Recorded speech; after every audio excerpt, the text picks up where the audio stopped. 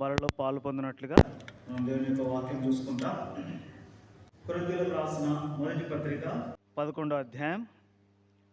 కొరింథీయులకు రాసిన మొదటి పత్రిక 11వ అధ్యాయం 23 నుంచి 31 వరకు మనం మార్చి చదువుకుంటాం. కొరింథీయులకు రాసిన మొదటి పత్రిక 11వ అధ్యాయం 23 నుంచి 31 వరకు మార్చి చదువుకుంటాం. నేను మీకు అప్పగించిన దానిని ప్రభు వలన పొంది తిని, ప్రభువైన యేసు తాను అప్పగిన రాత్రి ఒక రొట్టెనెత్తుకొని కృతజ్ఞతాస్తుతులు చెల్లించి దానిని విరిచి, ఇది మీ కొరకైన నా శరీరము, నన్ను జ్ఞాపకం చేసుకొనుటకై దీన్ని చేయుడని చెప్పాను. 25వ వచనం. ఆ ప్రకారమే భోజనం పిమ్మట ఆయన పాత్రను ఎత్తుకొని, ఈ పాత్ర నా రక్తం వలనైన క్రొత్త నిబంధన, మీరు దీనిలోనిది త్రాగునప్పుడెల్లా నన్ను జ్ఞాపకం చేసుకొనుటకై దీన్ని చేయుడని చెప్పాను. మీరు ఈ రొట్టెను తిని పాత్రలోని త్రాగునప్పుడెల్లా ప్రభు వచ్చే వరకు ఆయన మరణమును ప్రచురించెదరు. 27వ వచనం. కాబట్టి ఎవడు అయోగ్యముగా ప్రభు యొక్క రొట్టెను తినునో లేక ఆయన పాత్రలోని త్రాగునో వాడు ప్రభు యొక్క శరీరమును గూర్చియు రక్తమును గూర్చియు అపరాధి అగును. 28వ వచనం. కాబట్టి ప్రతి మనుష్యుడు తను తాను పరీక్షించుకొనవలెను, అలాగూ చేసి ఆ రొట్టెను తిని ఆ పాత్రలోనిది త్రాగవలెను. వివేచింపక తిని త్రాగువాడు తనకు శిక్షావిధి కలుగుటకే తిని త్రాగుచున్నాడు. ఇందువలనే మీలో అనేకులు బలహీనులు రోగులై ఉన్నారు, చాలామంది నిద్రించున్నారు. 31వ వచనం. అయితే మనల్ని మనమే విమర్శించుకునేలా తీర్పు పొందక పోదుము. అదే రీతిగా ఇంకొక లేఖన భాగం కూడా చదువుకుంటాం. పేతురు రాస్తున్నటువంటి పత్రిక, 2వ పత్రిక, పేతురు రాసిన 2వ పత్రిక 2వ అధ్యాయం 2వ అధ్యాయం మనము 13 నుంచి చదువుకుంటాం. 13 నుంచి 22 వరకు మార్చి చదువుకుంటాం. పేతురు రాసిన 2వ పత్రిక 2వ అధ్యాయం 13 నుంచి 22 వరకు మరి మార్చి చదువుకుంటాం. ఒకనాటి సుఖానుభవము సంతోషమని ఎంచుకొందురు, వారు కలంకములను నిందాస్పదులనై తమ ప్రేమ విందుల్లో మీతో కూడా అన్నపానములు పుచ్చుకొనుచు తమ భోగముల యందు సుఖింతురు. వ్యభిచారం చూచి ఆశించు పాపం మానలేని కన్నులు గలవారును అస్థిరులై వారి మనసులు మరలుగొల్పుచు లోభిత్వమందు సాధకం చేయబడిన హృదయం గలవారును శాపగ్రస్తులై ఉండి. 15వ వచనం.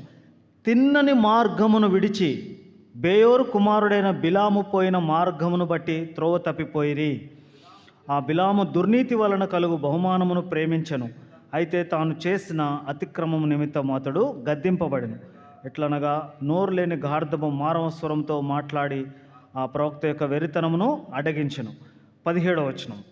వీరు నీళ్లు లేని బావులను పెనుగాలికి కొట్టుకొని పోవు మేఘములై ఉన్నారు, వీరి కొరకు గాఢాంధకారము భద్రము చేయబడి ఉన్నది. 18. వీరు వ్యర్థమైన డంబపు మాటలు పలుకుచు తామే శరీర సంబంధమైన దురాశలు గల వారై తప్పు మార్గమందు నడుచువారితో నుండి అప్పుడే తప్పించుకుని వారిని పోకిరి చేష్టల చేత మరలు గొల్పుచున్నారు. 19వ వచనం. తామే భ్రష్టత్వమునకు దాసులై ఉండి అట్టి వారికి స్వాతంత్రం ఇత్తుమని చెప్పుదురు. ఒకడు దేని వలన జయింపబడను దానికి దాసుడగును గదా. వారు ప్రభు రక్షకుడైన యేసుక్రీస్తు విషయమై అనుభవ జ్ఞానం చేత ఈ లోక మాలిన్యమును తప్పించుకున్న తర్వాత మరలో వాటిలో చిక్కుబడి వాటి చేత జయింపబడినట్లా వాడి కరవరి స్థితి మొదటి స్థితి కంటే మరి చెడ్డదగును. 21వ వచనం. వారు నీతి మార్గమును అనుభవపూర్వకముగా తెలుసుకొని తమకు అప్పగింపబడిన పరిశుద్ధమైన ఆజ్ఞ నుండి తొలగిపోవట కంటే ఆ మార్గము అనుభవపూర్వకంగా తెలియక ఎండుటయే వారికి మేలు.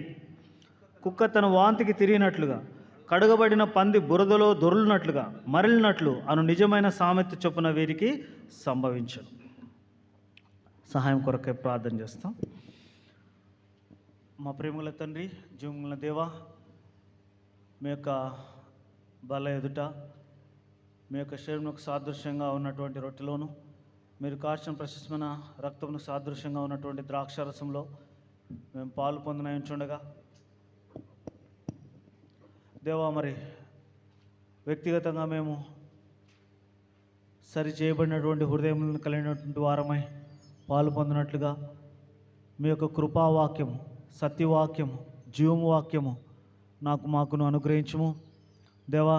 సరి చేయబడినటువంటి హృదయములతో మీ బలలో చేయవేయనట్లుగా మీ యొక్క కృపను కనికరించమని వేడుకొంచున్నాం. నన్ను కూడా మీ శిలువ చాటును మరుగుపరిచి మీ మాటలను అనుగ్రహించండి దేవా.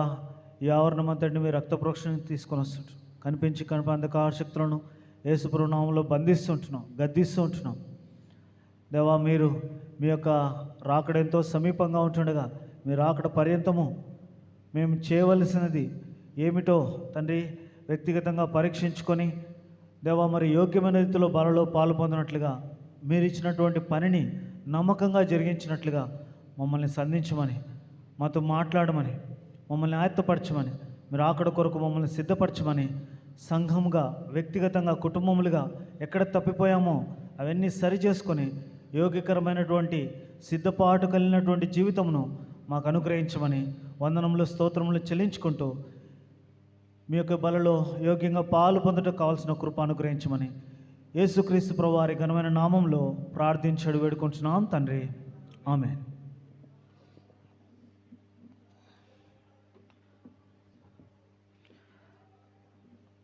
దేవుని యొక్క వాక్యంలో సంఘమును కట్టే విషయంలో పేతురుకు ఈ పేతురు అనే బండ మీద నా సంఘమును నిర్మిస్తానని దేవుడు తెలియపరిచాడు. అట్లాంటి పేతురు అంటే రాయి, బండ. సో ఆ పేతురు తను సంఘాన్ని బలపరిచేదాని కొరకు 2 పత్రికలు రాశాడు.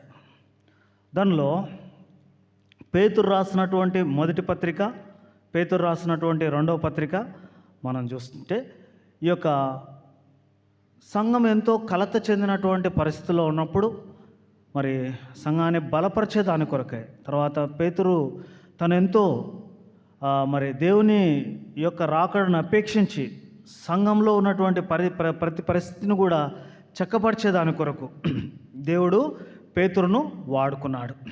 సో ఇక్కడ మరి పేతురు రాసినటువంటి మొదటి పత్రిక 5వ అధ్యాయం 10వ వచనం మనం చూస్తే, పేతురు రాసిన మొదటి పత్రిక 5వ అధ్యాయం 10వ వచనం, తన నిత్య మహిమకు క్రీస్తునందు మిమ్మును పిలిచిన సర్వకృపాదియగు దేవుడు కొంచెం కాలము మీరు శ్రమపడిన పిమ్మట తానే మిమ్మల్ని పూర్ణులుగా చేసి స్థిరపరిచి బలపరచును.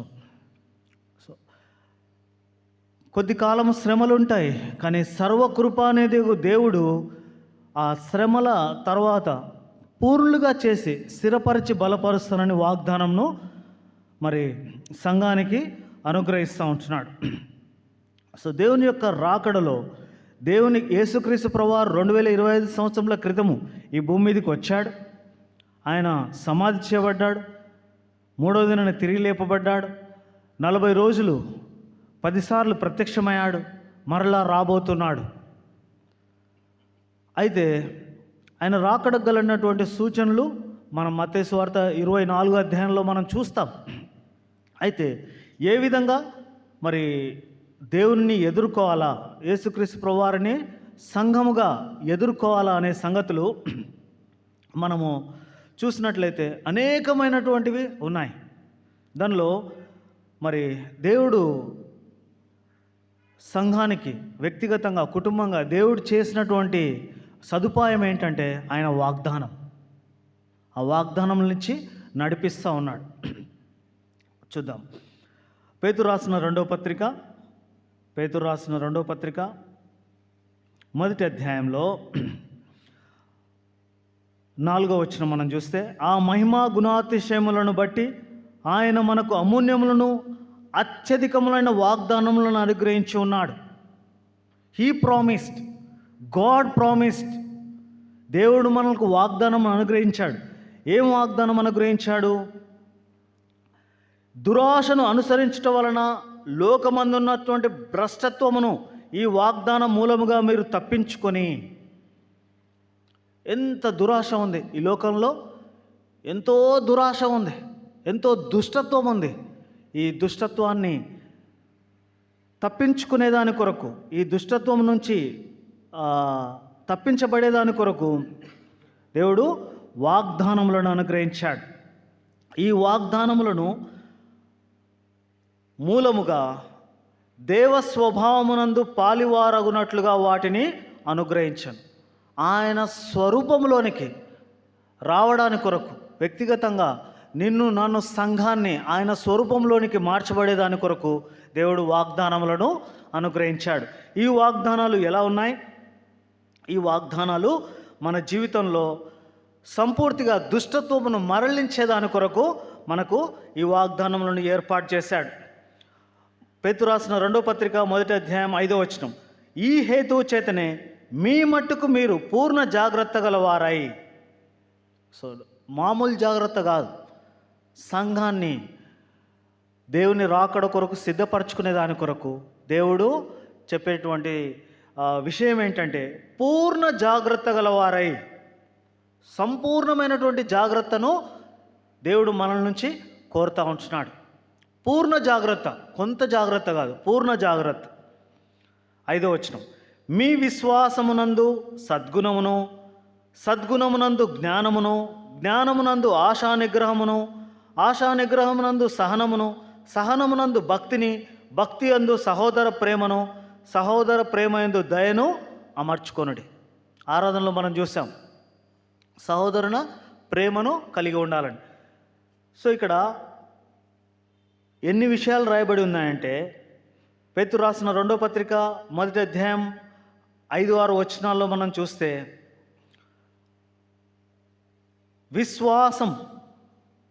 విశ్వాసం ఉంచాం. యేసుక్రీస్తు ప్రభునందు మనం విశ్వాసం ఉంచాం. ఆ విశ్వాసంలో ఏమేమి గుణములు కలిగి ఉండాలో తెలియపరచబడతా ఉంటాయి. విశ్వాసములో సద్గుణము, ఆ సద్గుణములో జ్ఞానం, ఆ జ్ఞానమందు ఆశానిగ్రహం, ఆ ఆశానిగ్రహంలో సహనములో భక్తి, ఆ భక్తి యందు సహోదర ప్రేమ, ఆ సహోదర ప్రేమలో దయ. ఇవన్నీ కూడా ఒకదానికొకటి అమర్చబడి ఉన్నాయి. మొట్టమొదటిది దయ, ఆ దయలో సహోదర ప్రేమ, ఆ సహోదర ప్రేమలో ఆశానిగ్రహం, ఆ ఆశానిగ్రహంలో జ్ఞానం, ఆ జ్ఞానంలో మనకు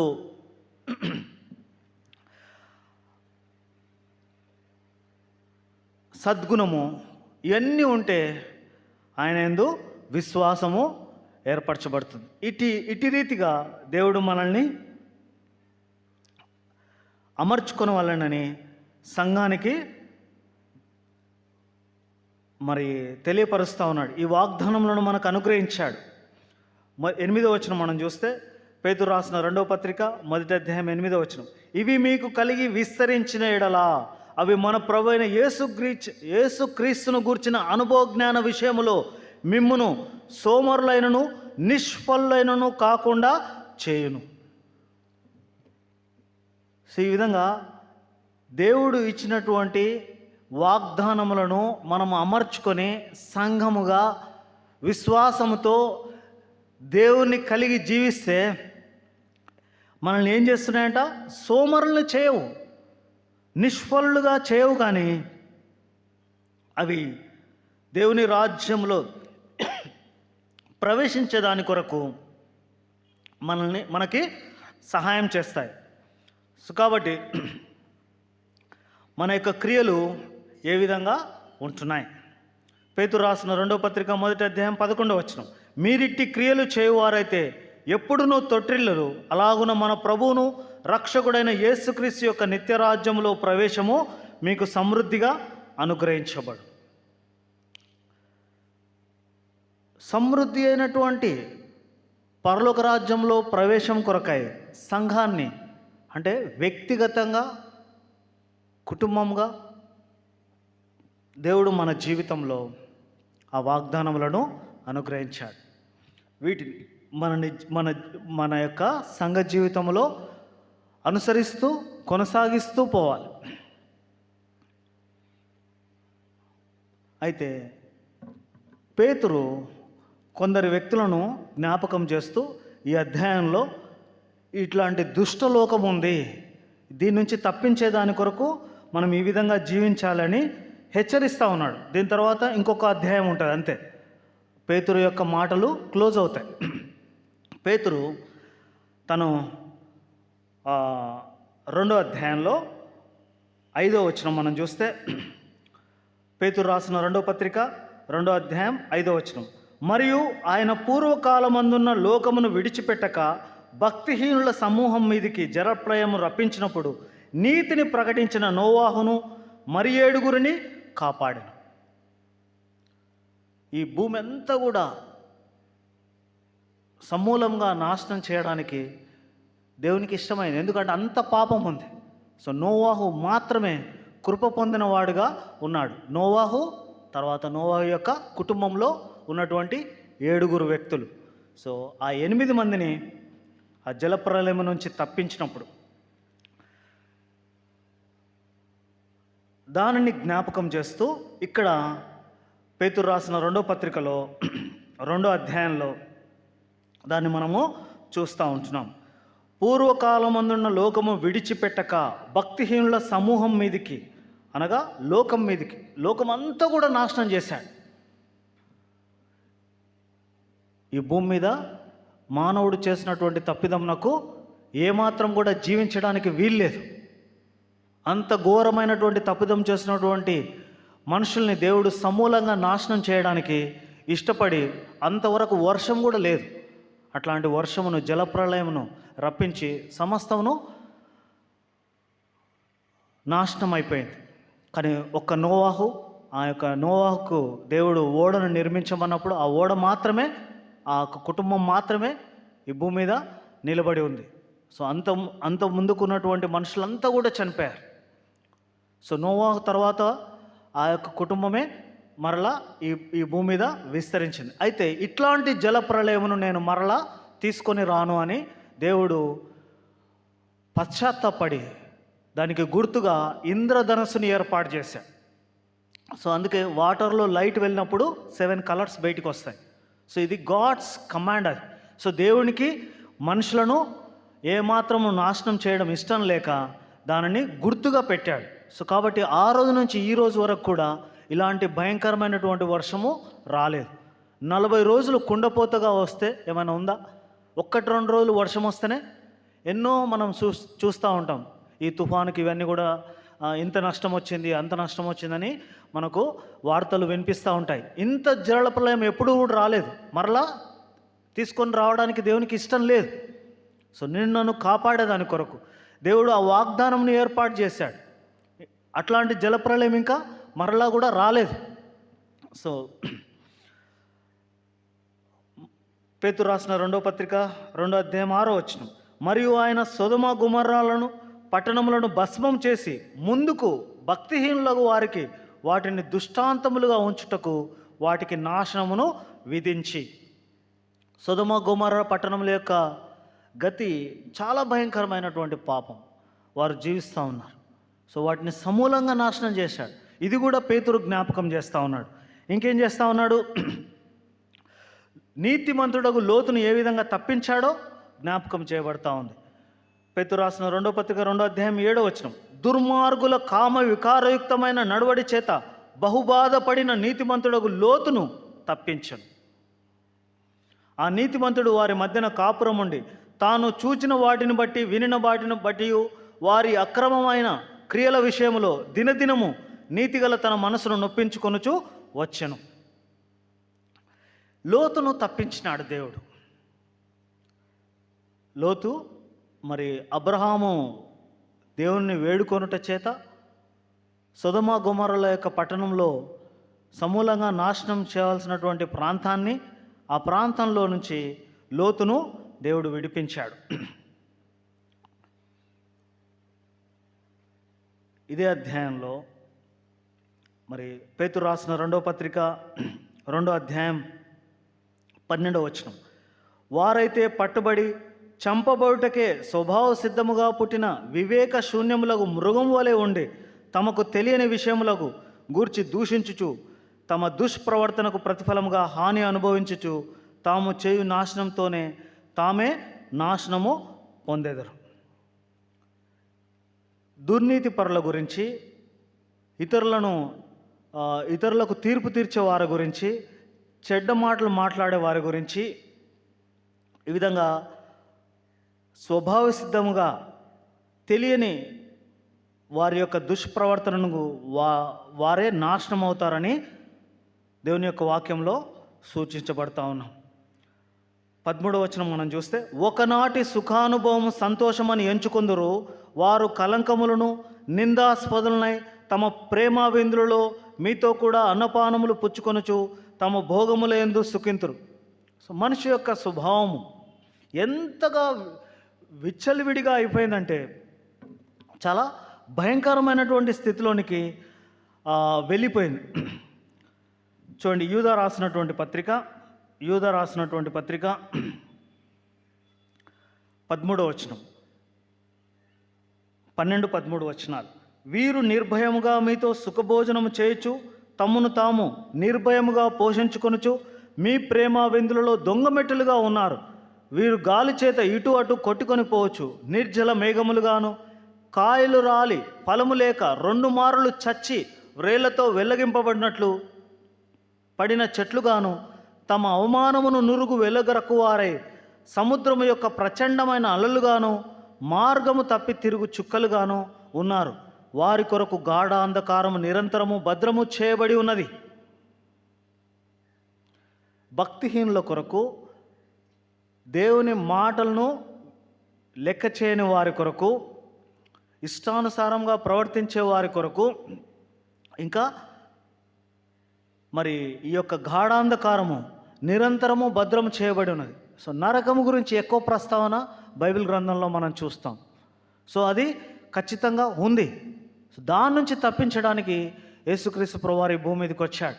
నన్ను రక్షించేదాని కొరకు ఆయన మనల్ని ప్రేమించి ఒక్కగానొక్క ప్రియకుమారుడైన యేసుక్రీస్తు ప్రభువారిని ఈ లోకానికి మన కొరకు పంపించినాడు.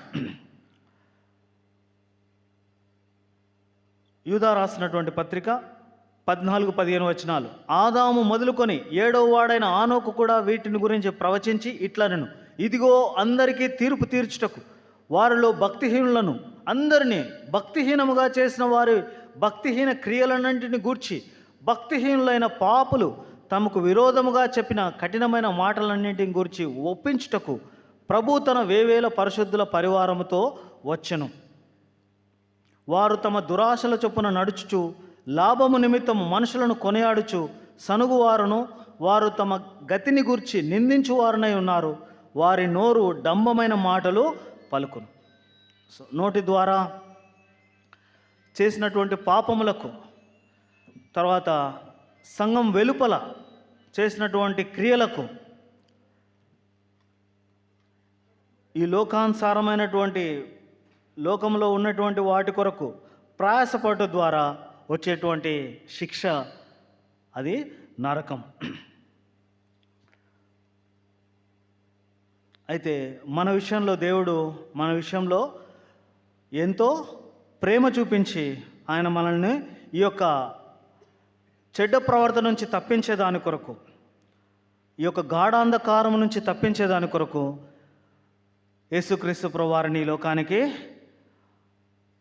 మన కొరకై పంపించినాడు.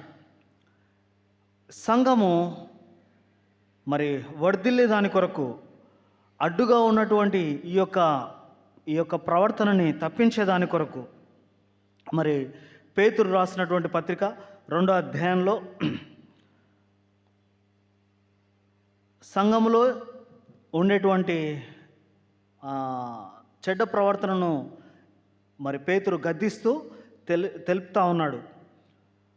15వ వచనం, పేతురు రాసిన 2వ పత్రిక 2వ అధ్యాయం 15వ వచనం. తిన్న మార్గము విడచి బేరు కుమారుడైన బిలాము పోయిన మార్గమును బట్టి త్రోవ తప్పి పోయారు. సో నోవాహు గురించి చూసాం, లోతు గురించి చూసాం. ఇక్కడ బిలాము పోయిన మార్గమును మరి దాని గురించి కూడా ప్రస్తావిస్తూ ఉన్నాడు పేతురు. ఆ బిలాము తప్పిపోయినటువంటి మార్గం ఎంత భయంకరమైందంటే 16వ వచనంలో మనం చూస్తే, ఆ బిలాము దుర్నీతి వలన కలుగు బహుమానమును ప్రేమించెను, అయితే తాను చేసిన అతిక్రమము నిమిత్తం అతడు గద్దింపబడెను. ఎట్లనగా నోరు లేని గార్ధబము మానవ స్వరంతో మాట్లాడి ఆ ప్రవక్త యొక్క వెరితనమును అడ్డగించను. ఎక్కడైనా గాడిద మాట్లాడుతుందా అండి? సో ఒక జంతువును దేవుడు వాడుకొని గద్దించినాడు, అయినా సరే తన యొక్క ప్రవర్తన మారలేదు, అడ్డగించినాడు. ఇలాంటి బిలాము నడిచినటువంటి త్రోవలో వెళ్ళకూడదని సంఘానికి ఇంకా మరలా హెచ్చరిస్తూ ఉన్నాడు. 18వ వచనం మనం చూస్తే, పేతురు రాసిన రెండో పత్రికలో 2వ అధ్యాయం 18వ వచనం, వీరు వ్యర్థమైన డంబపు మాటలు పలుకుచు తామే శరీర సంబంధమైన దురాశలు గలవారై తప్పు మార్గమందు నడుచువారిలో అప్పుడే తప్పించుకొనిన పోకిరి చేష్ట వలన మరలు గొలుపుచున్నారు. తామే భ్రష్టత్వమునకు దాసులై ఉండి అట్టి వారికి స్వాతంత్రం ఇత్తుమని చెప్పుదురు. ఒకడు దేని వలన జయింపబడునో దానికి దాసుడగును కదా.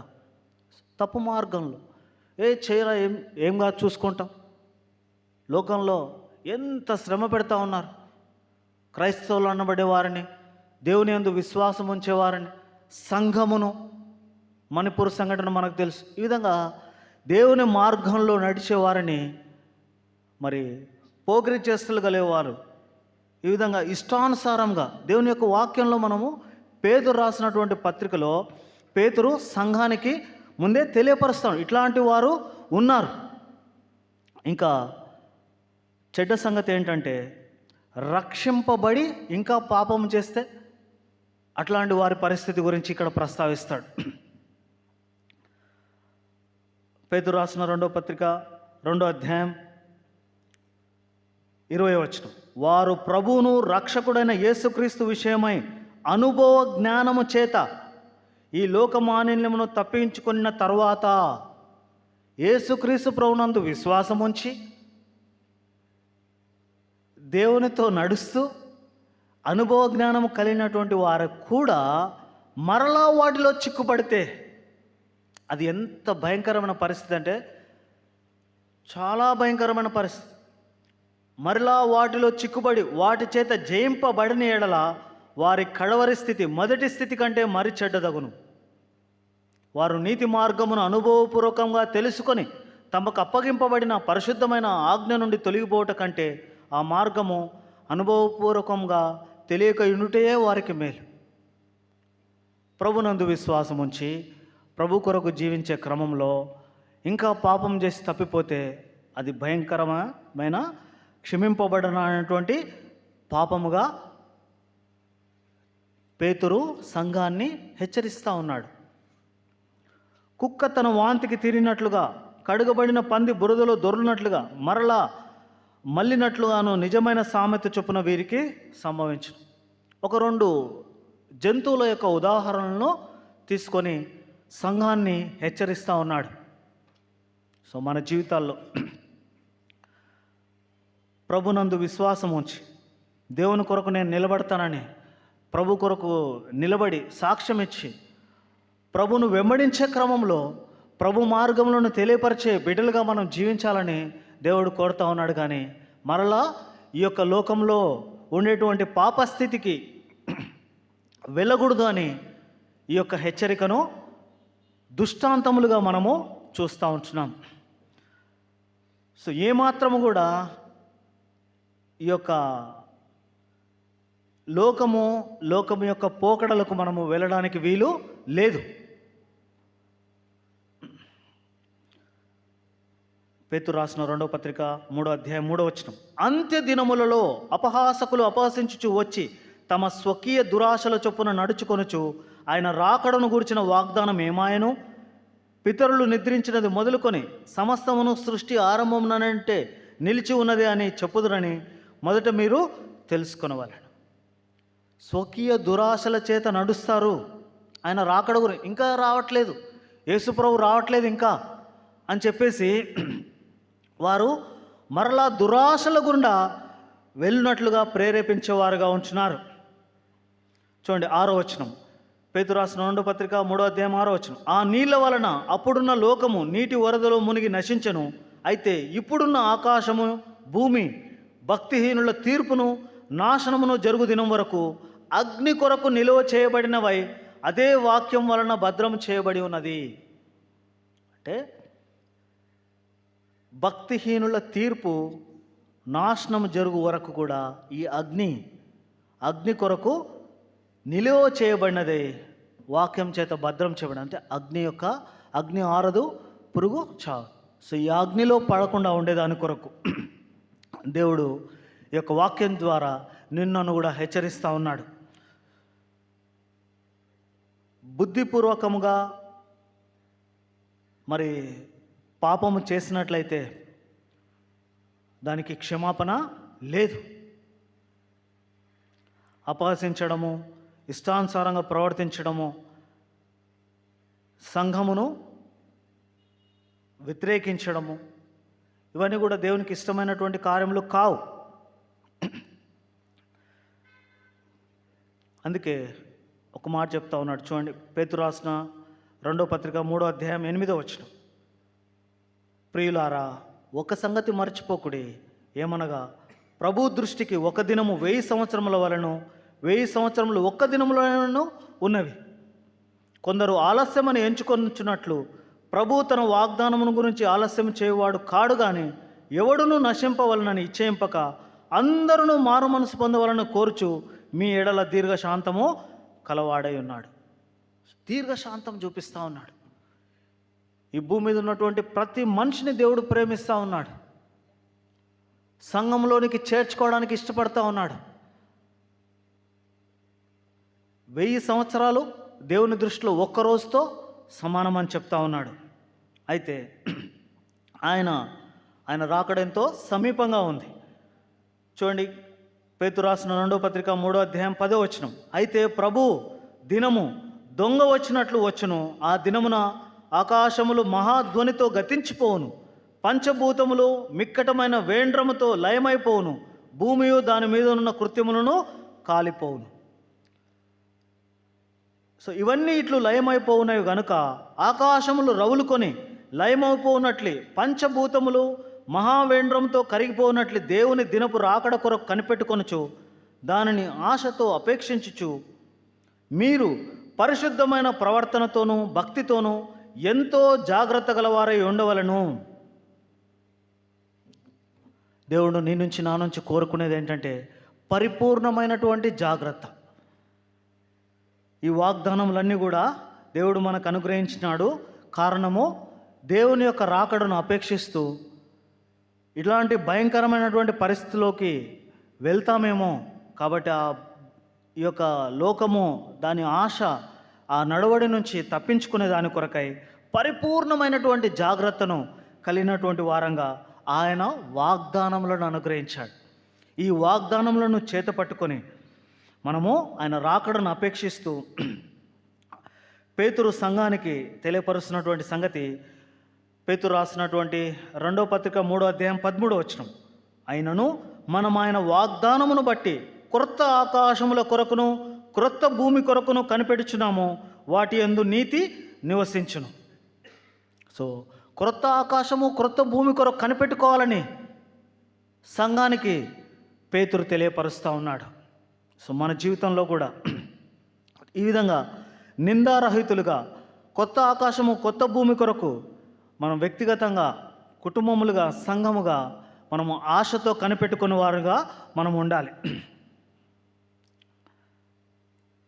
15వ వచనం, పేతురు రాసిన 2వ పత్రిక 3వ అధ్యాయం 15వ వచనం. మరియు మన ప్రభు యొక్క దీర్ఘశాంతము రక్షణార్థమైనదని ఎంచుకొనుడి, అలాగూ మన ప్రియ సహోదరుడైన పౌలు కూడా తనకు అనుగ్రహింపబడిన జ్ఞానము చొప్పున మీకు వ్రాసి ఉన్నాడు. అంటే అపొస్తలుడైన పౌలు రాసినటువంటి పత్రికలను, అపొస్తలుడైన పౌలు రాసినటువంటి మాటలను కూడా సంఘానికి తెలియపరుస్తూ బలపరుస్తూ ఉన్నాడు. దీర్ఘశాంతము, ప్రభు యొక్క దీర్ఘశాంతము రక్షణార్థమైనదని ఎంచుకొనుడి. సో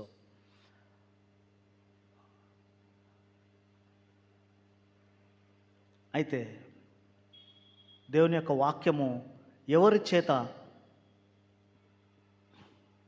మరి అపార్థము చేయబడి ఉన్నది అంటే పేతురు ఈ విధంగా తెలియపరుస్తూ ఉన్నాడు. చూడండి, పేతురు రాసిన 2వ పత్రిక 3వ అధ్యాయం 16వ వచనం.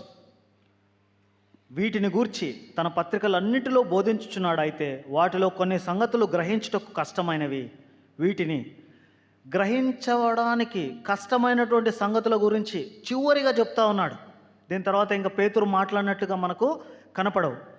వీటిని విద్యాహీనులను అస్థిరులైన వారు తక్కిన లేఖనములను అపార్థము చేసినట్లు తమ స్వకీయ నాశనమునకు అపార్థము చేయుదురు, వక్రముగా త్రిప్పుదురు.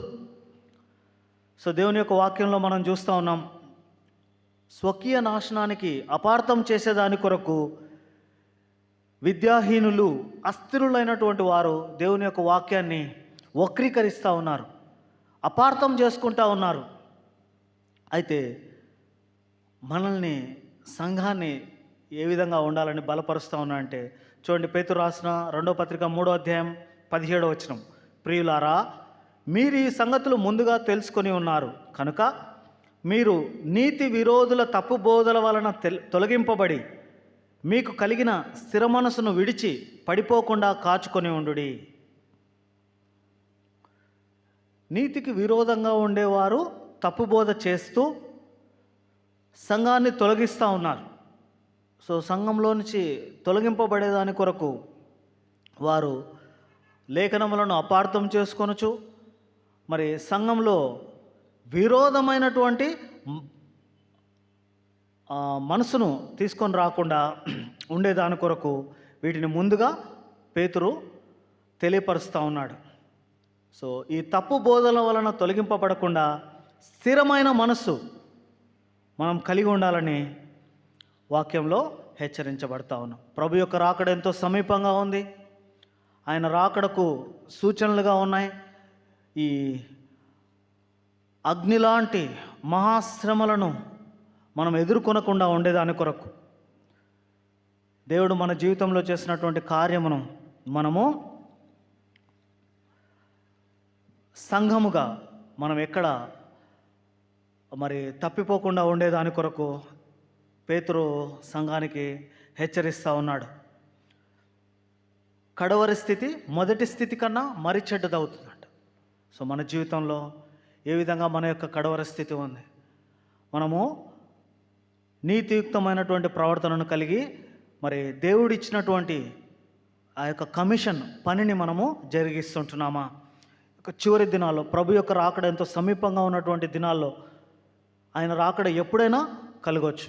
సో మన జీవితాల్లో దేవుడు ఇచ్చినటువంటి వాగ్దానములను చేతపట్టుకొని ప్రభు కొరకు నమ్మకంగా ఆయన ఇచ్చినటువంటి పనిని జరిగించే వారంగా మనం ఉండాలని కోరబడతా ఉన్నాం. ఆయన ఇచ్చినటువంటి పనిని మనం చూస్తే కొరింథీయులకు రాసిన మొదటి పత్రిక 11వ అధ్యాయం 26వ వచనం. 2020 సంవత్సరముల క్రితం యేసు ప్రభు వారు చివరి భోజనం దగ్గర శిష్యులతో చెప్పినటువంటి సంగతి, మీరు ఈ రొట్టెను తిని ఈ పాత్రలోనే త్రాగునప్పుడెల్లా 26వ వచనం, ప్రభు వచ్చే వరకు ఆయన మరణమును ప్రచురించదు. సో యేసు ప్రభు యొక్క రాకడ వచ్చేంత వరకు కూడా వ్యక్తిగతంగా, కుటుంబముగా, సంఘముగా దేవుడు మనకి ఇచ్చినటువంటి పని ఏంటంటే ఆయన మరణాన్ని ప్రచురించడం. బలలో సమీపపు మునుపు మనల్ని మనం పరీక్షించుకుందాం. ఆయన వచ్చేంత వరకు ఆయన మరణాన్ని ప్రచురించమని తెలియపరుస్తూ ఉన్నాడు. సో ఆయన మరణాన్ని మనం ప్రచురిస్తుంటున్నామా? ఆయనకు సాక్షులుగా జీవిస్తుంటున్నామా? ఇంకా అస్థిరమైనటువంటి ఈ యొక్క జీవితం మనకు ఉందా? పేతురు అయితే సంఘాన్ని స్థిరపరిచేదాని కొరకు అనేకమైనటువంటి సంగతులను దృష్టాంతములుగా మనకు తెలియపరుస్తూ వచ్చాడు. నోవాహును జ్ఞాపకం చేస్తూ వచ్చాడు. తర్వాత లోతును, నీతిమంతుడైన లోతు ఏ విధంగా తప్పించబడ్డాడో జ్ఞాపకం చేస్తూ వచ్చాడు. అపొస్తలుడైనటువంటి పౌలు ఏ విధంగా సంఘాన్ని బలపరుస్తూ అనేక విషయాలు చెప్పాడో, వాగ్దానములు ఏ విధంగా దేవుడు మనకు అనుగ్రహించాడో వాటన్నిటినీ చెప్తూ వచ్చాడు. సంఘంగా మనం ఏమాత్రం కూడా తప్పిపోకూడదని, నిత్యరాజ్యంలో ఆయనకు ఇష్టమైనటువంటి బిడ్డలుగా ఆయన ఇచ్చినటువంటి పనిని నమ్మకంగా జరిగించేవారుగా ఉండేదాని కొరకు దేవుడు మనకు ఈ పనిని అప్పగించాడు. అదేంటి? ఆయన మరణమును ప్రచురించుట. సో దేవుడు ఇచ్చినటువంటి వాగ్దానములను మనం చేత పట్టుకొని ఆయన వచ్చేంత వరకు కూడా ఈ పనిని మనము ఆయనకు సాక్షార్థమై జరిగిస్తూ ఉండాలి. చూడండి, కొరింథీయులకు రాసిన మొదటి పత్రిక 11వ అధ్యాయం 30వ వచనం. ఇది వ్యక్తిగతమైనది. ఆరాధన అయినా బల్ల అయినా ఇది వ్యక్తిగతమైనది. మనల్ని మనం పరీక్షించుకోవాలి. వాళ్ళు ప్రకటించట్లేదు, ఈ సంఘం ప్రకటించట్లేదు, వాళ్ళు పని చేయట్లేదు, వీళ్ళు పని చేయట్లేదు. దేవుడు మనకిచ్చినటువంటి తలాంతులని, దేవుడు మనకిచ్చినటువంటి తరుణమును, దేవుడు మనకిచ్చినటువంటి సమయము, డబ్బు, తలాంతులు, వాటిని మనం ప్రభు కొరకు వినియోగించే వారంగా ఉండాలి. దేవునికి లెక్క అప్పగించే వారంగా మనం ఉంటున్నాం. ఆయన వచ్చినప్పుడు నువ్వు నా కొరకు ఏం చేసావని దేవుడు అడుగుతాడు. అక్కడ మనం దేవునికి లెక్క అప్పగించే వారంగా మనం ఉంటున్నాం. కాబట్టి ప్రతి మనుష్యుడు, కొరింథీయులకు రాసిన మొదటి పత్రిక 11వ అధ్యాయం 28వ వచనం, కాబట్టి ప్రతి మనుష్యుడు తన్ను తాను పరీక్షించుకొనవలెను, అలాగు చేసి ఆ రొట్టెను తిని ఆ పాత్రలోనిది త్రాగవలెను.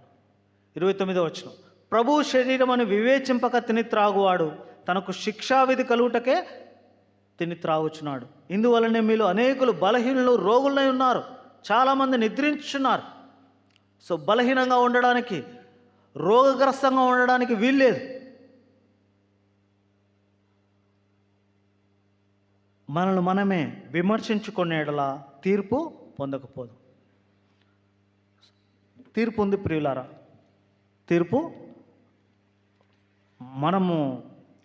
మనల్ని దేవుడు ఏం చేయమని కోరుతా ఉన్నా అంటే, మనల్ని తీర్పు తీర్చమని కోరట్లేదు, కానీ ఆయన తీర్పు తీరుస్తాడు. ఆ తీర్పులో నువ్వు నేను కూడా ఎక్కడ నిలబడతాం? వ్యక్తిగతంగా మనల్ని మనము పరీక్షించుకున్న బద్దులమైన. మత్తయి సువార్త 7వ అధ్యాయం 1వ వచనం, మీరు తీర్పు తీర్చకుడి, అప్పుడు మిమ్మును గూర్చి తీర్పు తీర్చబడదు. మీరు తీర్పు తీర్చొప్పుననే మిమ్మును గూర్చి తీర్పు తీర్చబడను, మీరు కొలుచు కొలత చొప్పునే మీకు కొలవబడను. సో జడ్జి మనం చేయకూడదు. వాళ్ళు ప్రకటిస్తలేరు, వీళ్ళు ప్రకటిస్తలేరు, వాళ్ళు చేయట్లేదు అంటే ఈ విధంగా ఇతరులను పరీక్షించేది కాదు, కానీ మనల్ని మనమే పరీక్షించుకోవాలి. దేవుని యొక్క వాక్యంలో మనం కోరబడతా ఉన్నాం, హెచ్చరించబడతా ఉన్నాం. దేవుడు మనకు వాగ్దానం ఇచ్చాడు. మన సాక్ష్యం ఎలా ఉంది? మనం ఏ విధంగా మనము ఆయన కొరకు, ఆయన రాకడ కొరకు, ఆయన రాకడ పర్యంతము కూడా నమ్మకంగా మనము జీవిస్తుంటున్నాం. ఎవరి కొలత ప్రకారం, ఎవరికి సామర్థ్యం చొప్పున వారికి తలాంతులు ఇచ్చాడు కదా. సో మన సామర్థ్యం ప్రకారము మనకు దేవుడు అనుగ్రహించాడు. ఆ వ్యక్తిగతంగా పరీక్షించుకొని సో బలలో మనము పాలు పొందవలసినటువంటి వారంగా ఉన్నాం. ప్రతి మనుషుడు తన్ను తాను పరీక్షించుకొని, ఇందువలన మీలో అనేకులు బలహీనులు, రోగులై చాలామంది నిద్రించున్నారు అంటున్నాడు. సో అయితే మనల్ని మనమే విమర్శించుకునేలా తీర్పు పొందకపోదు. సో మనల్ని తీర్పు తీర్చడానికి దేవుడు రాలేదు. కనుక మన యొక్క వ్యక్తిగతమైనటువంటి పరీక్ష ఇది. సో మనల్ని మనమే విమర్శించుకొని, సరిచేసుకొని, ప్రభు కొరకు ప్రతిష్ఠించుకొని, నమ్మకంగా ప్రభు వచ్చేంత వరకు కూడా ఈ పనిని కొనసాగించినప్పుడు మన విషయంలో దేవుడు మనకు బహుమానములను, కిరీటములను ఆయన రాజ్యంలో మన కొరకు సిద్ధపరిచి ఉన్నాడు. ఈ విధంగా యేసు ప్రభు వారు సంఘం విషయమై ఆయన విజ్ఞాపన చేస్తూ ఉన్నాడు. సో దేవుని యొక్క వాక్యంలో ఇది వ్యక్తిగతమైనటువంటిది. మీరు తీర్పు తీర్చకుడి, అప్పుడు మిమ్మును గురించి తీర్పు తీర్చబడు. సో తీర్పు విషయంలో మరి ఇతరులను తీర్పు తీర్చేది కాదు, కానీ ఇది వ్యక్తిగతమైనటువంటి పరీక్ష. సో బలలో చేయవేయక మునుపు మనల్ని మనం పరీక్షించుకుందాం. ఆయన రాకడ ఎంతో సమీపంగా ఉంది. ఆయన దొంగ వలె వస్తానన్నాడు. సో యేసుక్రీస్తు ప్రభువారు ఆయన దృష్టికి 1000 సంవత్సరాలు ఒక్క దినంతో సమానమని దేవుని యొక్క వాక్యంలో చూస్తూ ఉన్నాం. సో మన జీవితంలో దేవుడు మనకిచ్చినటువంటి ఈ యొక్క అల్పాయుష్ను దేవుని కొరకు మనము వినియోగిస్తాం. ఈ విధంగా మనం పరీక్షించుకొని ఆయన వచ్చేంత వరకు కూడా ఆయన మరణాన్ని ప్రచురించినట్లుగా ప్రభు మనకు సహాయం చేయనుగాక. కొద్ది సమయం ప్రార్థనలో ఉందాం.